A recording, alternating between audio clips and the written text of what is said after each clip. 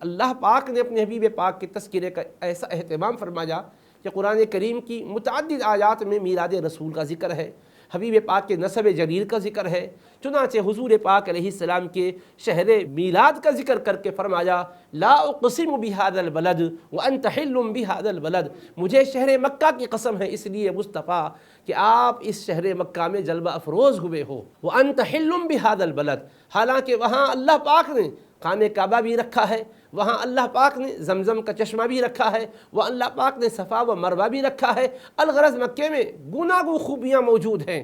لیکن ان تمام خوبیوں سے صرف نظر مصطفیٰ کا جلوگر ہونا خود ایسا کمال ہے کہ جس نے مکہ مکرمہ کو اس لائق بنایا کہ خدا قرآن میں اس کی قسم یاد فرمایا ہے، لا اقسم بہذا البلد وانت حل بہذا البلد۔ نسبت رسول پاک کا ہمیں سبق سکھانے کے لیے سمجھایا لعمرک انہم لفی سکرتہم یعمہون۔ دیکھو، اور نبیوں کے واقعات میلاد تو بیان کیے گئے ہیں، لیکن کسی نبی کی ذات کی اللہ نے قسم یاد فرمائی، کیا بتاؤ؟ مصطفیٰ کی حیات اور عمر کی قسم یاد کر کے فرماتا ہے میرے مصطفیٰ آپ کی حیات طیبہ کی قسم، آپ کی پاکیزہ عمر کی قسم۔ تو اللہ نے مصطفیٰ کی حیات طیبہ کی اور عمر مبارک کی قسم یاد فرمائی ہے، اور زمانے مصطفیٰ کی قسم یاد فرمائی ہے۔ والعصر، قسم ہے اس زمانے کی جس زمانے میں مصطفیٰ آپ مبعوث فرمائے گئے ہیں۔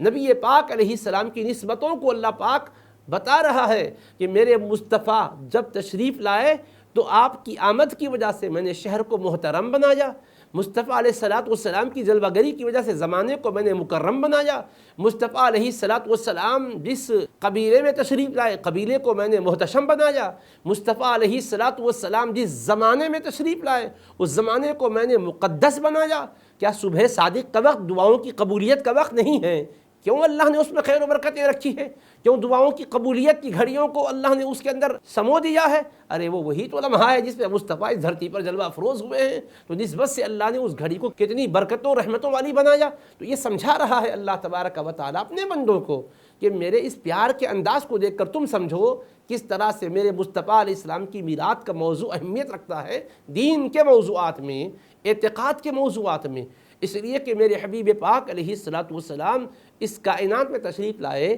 اور لا چکنے کے بعد قرآن نازل ہوا 40 سال کی عمر کو جب مصطفیٰ پہنچے تب،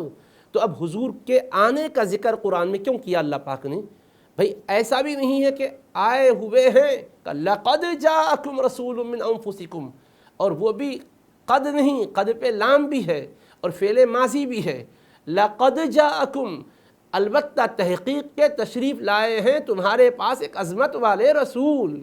یہ محمد مصطفیٰ میرے رسول ہیں، یوں بھی کہہ سکتا تھا ھذا محمد رسولی و نبی، مگر کہا لقد جاءکم، تو کیا 40 سال کے بعد جب قرآن اترا تب مصطفیٰ آئے تھے؟ ارے آ کر تو 40 سال کا عرصہ بیت گیا تھا، تو جو واقعے میں آئے تھے تب اگر یہ اعلان کیا جاتا دیکھو یہ مصطفیٰ آئے ہیں، تب سمجھ میں آتا کہ میلاد کا واقعہ ایک ہی مرتبہ بیان کرنے کے بعد کلوز کرنا چاہیے، لیکن 40 سال کے بعد قرآن بیان فرما رہا ہے اور پھر 23 سال تک قرآن اترتا جا رہا ہے، تو متعدد صورتوں میں متعدد آیتوں میں تشریف لائے ہیں مصطفیٰ کہہ کر بیان فرمایا۔ کہیں تو کہا یا ایھا الناس قد جاءکم برہان من ربکم، اے لوگو یقیناً تشریف لائے ہیں تمہارے پاس تمہارے رب کی طرف سے محبوب پاک ایک روشن دلیل بن کر۔ کہیں تو فرمایا قد جاءکم من اللہ نور و کتاب مبین، یقیناً تمہارے پاس اللہ کی طرف سے ایک روشن نور آیا اور ایک روشنی دینے والی کتاب آئی۔ اللہ نے تشریف لائے کہہ کر بیان کیا یا اہل الکتاب قد جاءکم رسولنا،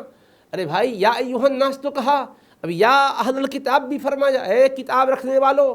کہیں تم کتاب میں سارے مضامین کو پڑھتے ہوئے اس مضمون سے بیگانے نہ ہو جانا۔ قد جاءکم رسولنا، یقیناً تشریف لائے ہیں تمہارے پاس ہمارے رسول۔ کہیں فرمایا انا ارسلناک شاہدا و مبشرا و نذیرا، بے شک ہم نے اے مصطفیٰ آپ کو شاہد و مبشر و نذیر بنا کر بھیجا۔ کہیں فرمایا وما ارسلناک الا کافۃ للناس بشیرا و نذیرا، کہیں فرمایا وما ارسلناک الا رحمۃ للعالمین، کہیں فرمایا یاسین والقرآن الحکیم انک لمن المرسلین علی صراط مستقیم۔ آپ ذرا غور تو کریں، حبیب کی جلوہ گری کا ذکر، حبیب کے بھیجے جانے کا ذکر، اور جلوہ گری سے پہلے حضرت ابراہیم نے جو حضور کی جلوہ گری کے لیے رب سے دعا فرمائی اس دعا کا ذکر، ربنا وابعث فیہم، اے ہمارے پروردگار ان میں تیرے عظمت والے رسول کو مبعوث فرما جو تیری آیتیں ان پر پڑھ کر تیرے علم کے فیضان کو بانٹتے ہوں۔ اور انہیں کتاب و حکمت کا علم دیتے ہوں اور ان کی زندگیوں کو سنوارتے ہوں. یتلو علیہم آیاتک ویعلمہم الکتاب والحکمت ویزکیہم انک انت العزیز الحکیم دعا بھی ہے. اور حضرت سیدنا عیسیٰ علیہ السلام اپنی قوم سے فرما رہے ہیں ومبشرا برسول یأتی من بعد اسمہ احمد، اور میں اپنے بعد آنے والے ایک رسول کی خوشخبری دینا چاہتا ہوں، سنو کہ وہ احمد نامی مصطفیٰ آئیں گے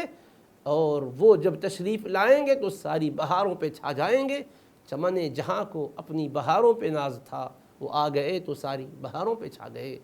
الغرض رسول پاک علیہ السلام کی کائنات میں جلوہ گری کا رب تبارک و تعالیٰ نے قرآن مقدس کی متعدد آیات میں تذکرہ فرمایا.